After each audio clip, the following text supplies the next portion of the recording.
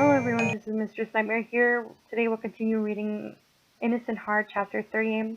Before we get started, please hit that like button, comment, subscribe to this channel if you guys want more creepypasta fanfictions out there. Until then, let's get started. Laughing Jack's point of view. I gave Alice a hug from a welcome home greeting. I looked at her and she looked like she's seen a ghost. She can see me now. She was about to scream. I can tell. I nuzzled her, telling her it was okay, it will be alright, that I wasn't going to hurt her. She ran around me in retaliation. She did not trust me. Get away from me, she cried. I know what you do for a living. She must have somehow known about my past. But I don't take children's souls, I tried to explain to her. I do nothing to them.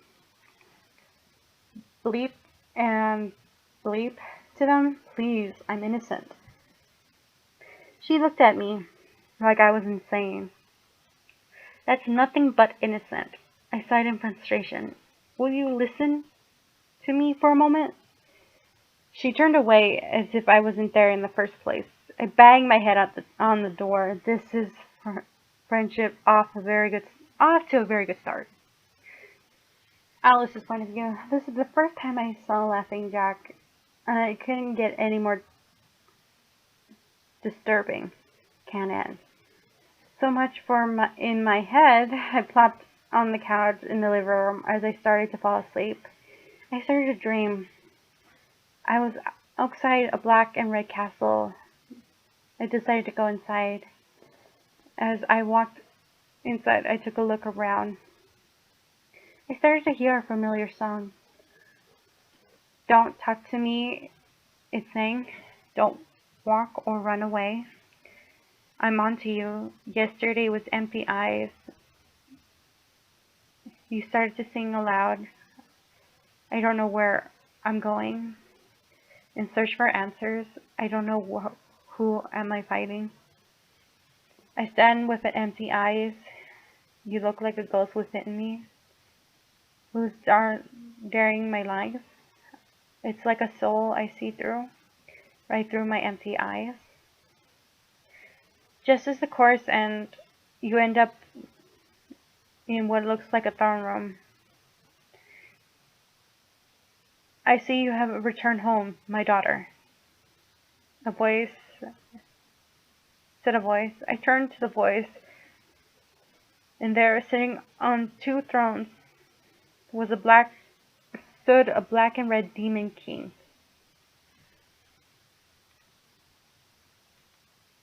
Come, Zendela, you shall soon be crowned as queen. As just where you're about to be selected, you were awakened by water drops on you, or water dumped on me. Laughing Jack had poured water on me to waken me up.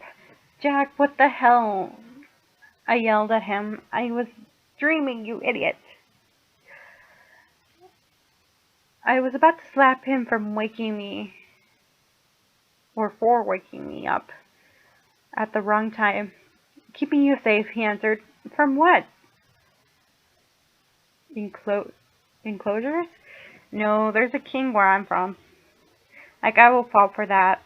No, I'm not lying. He's after you. He's been searching for you in your dreams. Likely story. I said, you just don't want me to sleep. Will you shut up and listen to me for once? I can stop talking when you stop talking. Oh my lord. Have you ever been taught manners? To be precise, only table manners, mostly. You should have needed more lessons. Like I ever going to learn from stupid. I was interrupted by a black finger touching my lips. He let go for a second. I am not stupid, you know. Then placed them back on my lips. You try to push him away. I felt his grip was too strong. Finally letting go for a moment for air.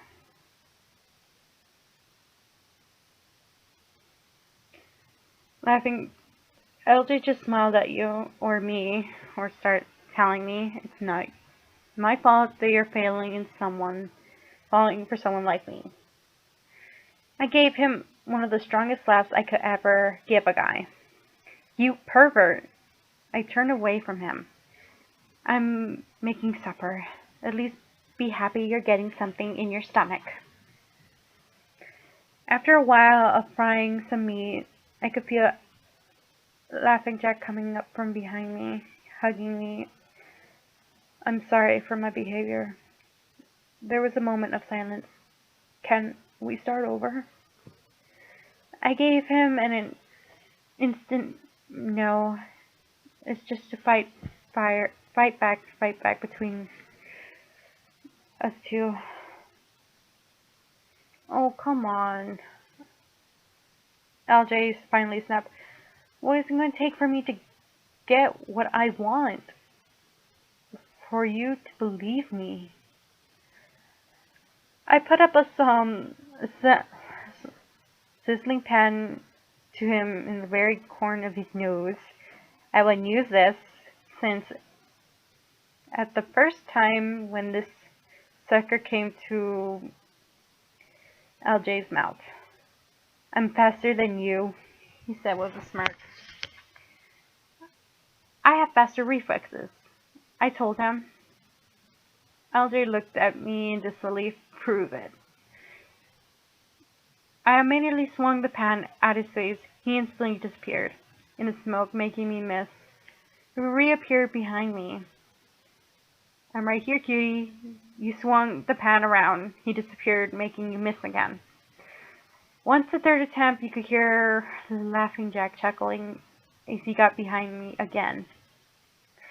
I swung the pan as he reappeared, making him a sizzling pain and groan. LJ yelped in pain. Told you, I explained to him. You just don't listen. Laughing Jack whimpered as he crouched down in pain. Crybaby. There is some treatment in the bathroom. Go on and wash up. Laughing Jack got up and limped his way to the bathroom. Laughing Jack's point of view. Damn it, what a bitch. I'm trying to impress her, and all I get from was a slap and a hot pen in my erection. How cruel can one girl be? Is there anything else that can probably go wrong? I don't want to hurt her, and she doesn't seem to believe me. Is it because I'm taking her too lightly? Does she hate me? How I look? So many questions. It's not even funny. As I stared up to wash up, suddenly something popped in my head. I have an idea. I know, I said to myself as I started to smirk.